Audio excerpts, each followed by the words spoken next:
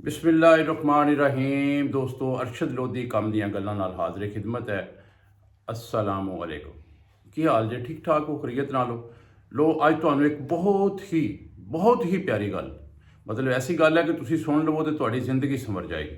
अल्हम्दुलिल्लाह, इंशाअल्लाह ताला बहुत अच्छी गल है तो गौर नाल सुननी है, पूरी सुननी है। ये तुहाडे अगे रिक्वेस्ट है मेरी, बार बार मैं तुहानू दसना कि मेरी गल नू पूरी सुनिया करो। जो गल पूरी सुनते हो तो फिर गल का मज़ा भी आता है, तो गल की समझ भी आती है। ठीक है। एक साहब सन ते बड़े बड़े कारोबारी ताजर सन। पुराने वक्त की बात है। वो ताजर नूं कारोबार दे विच नुकसान हो गया तो उन्हें होर किसी दोस्त को पैसे पूसे उधार फड़े तो फिर कारोबार किया, स्टार्ट किया। तजारत होंदी सी उदों, तुहानूं पता, तो दोबारा नुकसान होया। उस ताजर नूं समझ आ गई कि मेरे हालात जिहड़े ने, मेरे नसीब जिहड़े ने, वो मेरा साथ नहीं दे रहे, तो मैं मजीद ये इन्वेस्टमेंट ना करा, बल्कि कोई वक्त अपना जोड़ा है उन्होंने मैं टाल लवां ताकि मैं मेरे हालात बेहतर होन तो मैं फिर कारोबार करा। ये दोस्तों, वो साहब जोड़े ने चलते चलते चलते चलते जनाब अली दूसरी सल्तनत चले जाते हैं।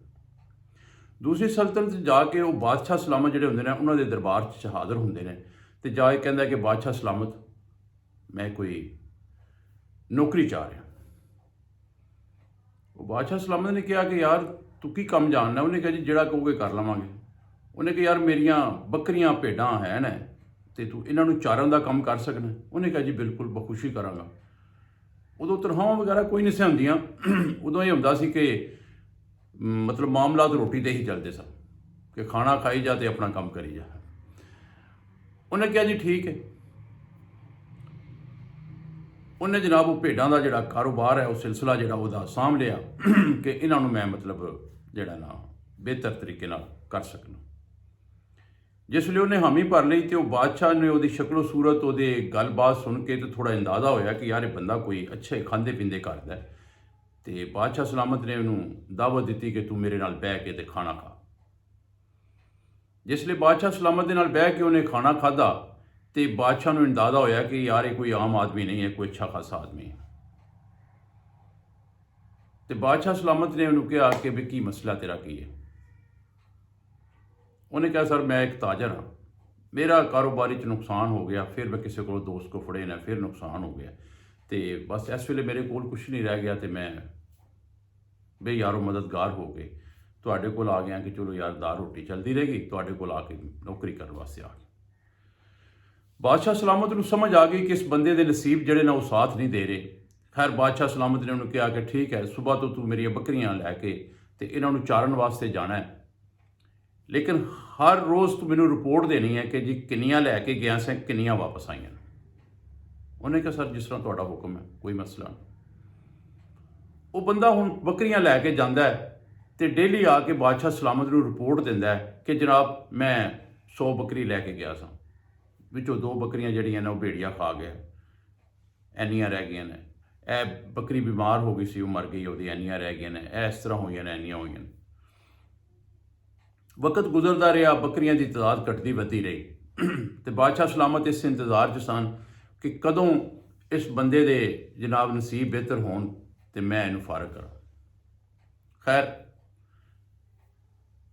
कुछ साल 2 साल का वक्त जिस वेले गुजरिया तो एक दिन उस बंदे ने आके बादशाह सलामत को दसिया कि बादशाह सलामत मैं सुबह 35 बकरियां लैके गया सा, तो अलहमदुलिल्लाह 3 बकरियां ने बच्चे दिते ने 2-2, तो अज बकरियां की तादाद जी 41 हो गई, यानी 41 हो गई।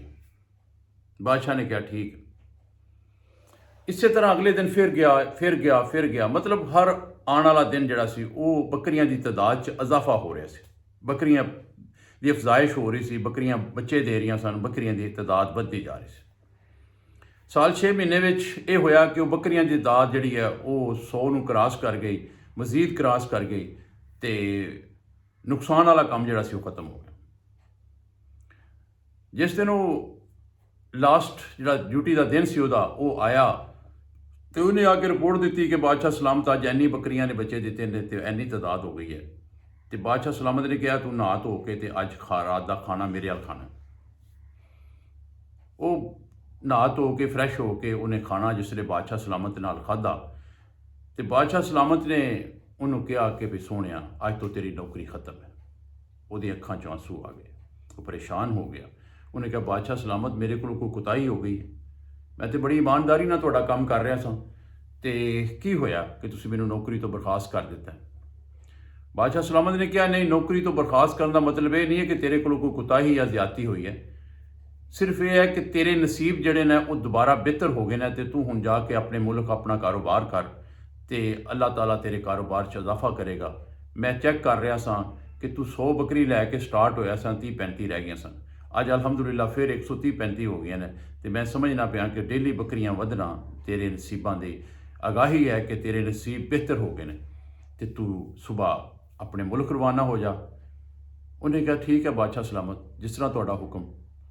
ਤੇ ਜਿਸ ਵੇਲੇ ਉਹ ਸੁਬਾਹ ਰਵਾਨਾ ਹੋਣ ਲੱਗਾ ਤੇ ਬਾਦਸ਼ਾਹ ਸਲਾਮਤ ਨੇ ਉਹਨੂੰ 30-35 ਬੱਕਰੀਆਂ, ਕੋਈ 1-2 ਊਂਠ, ਕੋਈ 1-2 ਗਧਾ, ਕੁਝ ਚੀਜ਼ਾਂ, ਕੋ ਖਾਣ ਪੀਣ ਦੇ ਮਾਮਲਾਤ, ਕੁਝ ਪੈਸੇ, ਕੋਈ ਅਨਾਜ ਕੁਝ ਦਿੱਤਾ, ਤੇ ਉਹਨੂੰ ਬਰਖਾਸਤ ਕੀਤਾ ਕਿ ਤੂੰ ਜਾ ਕੇ ਹੁਣ ਆਪਣਾ ਕਾਰੋਬਾਰ ਕਰ ਤੇ ਤੇਰੀਆਂ ਇਨਸ਼ਾਅੱਲਾ ਤਾਲਾ ਮਾਮਲਾਤ ਸਿੱਧੇ ਹੋ ਜਾਣਗੇ। ਤੇ ਜਿਸ ਵੇਲੇ ਉਹਨੂੰ ਸਾਰਾ ਕੁਝ ਮਿਲਿਆ ਤੇ ਉਹਨੂੰ ਸਮਝ ਆ ਗਈ ਕਿ ਮੇਰੇ ਨਸੀਬ ਜਿਹੜੇ ਨੇ ਉਹ ਬਿਹਤਰ ਹੋ ਗਏ ਨੇ, ਤੇ ਉਹਨੇ ਮੁਸਕਰਾ ਕੇ ਕਿਹਾ, ਉਹਨੇ ਕਿਹਾ ਬਾਦਸ਼ਾਹ ਸਲਾਮਤ, ਇਹਦੇ 'ਚ ਤੇ ਕੋਈ ਸ਼ੱਕ ਨਹੀਂ ਕਿ ਮੇਰੇ ਨਸੀਬ ਸਿੱਧੇ ਹੋ ਗਏ ਨੇ, ਮੇਰੇ ਮਾਮਲਾਤ ਸਿੱਧੇ ਹੋ ਗਏ ਨੇ, ਕਿਉਂਕਿ ਇਹ ਸਾਰਾ ਕੁਝ ਮਿਲਣਾ ਵੀ ਤੇ ਮੇਰੇ ਕਾਰੋਬਾਰ ਦੇ ਵਿੱਚ ਬਿਹਤਰੀ ਵਾਲਾ ਨਿਸ਼ਾਨੀ ਹੈ ਨਾ।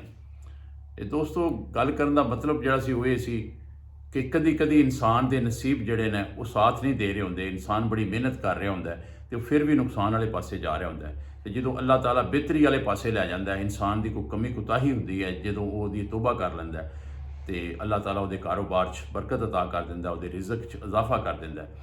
ਤੇ ਅਗਰ ਕੋਈ ਐਸਾ ਮਾਮਲਾ ਤੁਹਾਡੇ ਨਾਲ ਵੀ ਹੈ ਕਿ ਤੁਹਾਡੇ ਕਾਰੋਬਾਰ 'ਚ ਬਰਕਤ ਨਹੀਂ ਹੈ, ਰਿਜ਼ਕ 'ਚ ਇਜ਼ਾਫਾ ਨਹੀਂ ਹੋ ਰਿਹਾ, ਤੇ ਅੱਲਾਹ ਤੋਬਾ ਕਰੋ, ਅੱਲਾਹ ਕੋਲੋਂ ਮਾਫੀ ਮੰਗੋ, ਗੌਰ ਕਰੋ ਕਿ ਤੁਹਾਡੇ ਕੋਲੋਂ ਕਿਹੜਾ ਗੁਨਾਹ ਸਰਜ਼ਦ ਹੋਇਆ ਹੈ ਜਿਹਦੀ ਵਜ੍ਹਾ ਤੋਂ ਐਸਾ ਹੋ ਰਿਹਾ ਹੈ, ਤੇ ਉਸ ਗੁਨਾਹ ਦੀ ਤੋਬਾ ਕਰੋ ਤੇ ਅੱਲਾਹ ਤਾਲਾ ਤੁਹਾਡੇ ਵੀ ਰਿਜ਼ਕ ਦੇ ਵਿੱਚ ਇਜ਼ਾਫਾ ਕਰ ਦੇਗਾ, ਤੇ ਤੁਹਾਡੇ ਮਾਮਲਾਤ ਤੇ ਜ਼ਿੰਦਗੀ ਜਿਹੜੀ ਹੈ ਬਿਹਤਰ ਹੋ ਜਾਣਗੇ।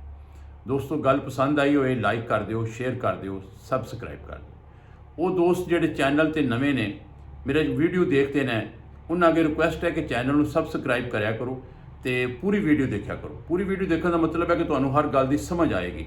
ਇਨਸ਼ਾਅੱਲਾ ਬਸ਼ਰਤੇ ਜ਼ਿੰਦਗੀ ਕੱਲ ਇੱਕ ਨਵੀਂ ਵੀਡੀਓ ਨਾਲ ਹਾਜ਼ਰ ਹੋਵਾਂਗਾ। ਕੱਲ ਤੱਕ ਇਜਾਜ਼ਤ, ਅੱਲਾਹ ਹਾਫਿਜ਼।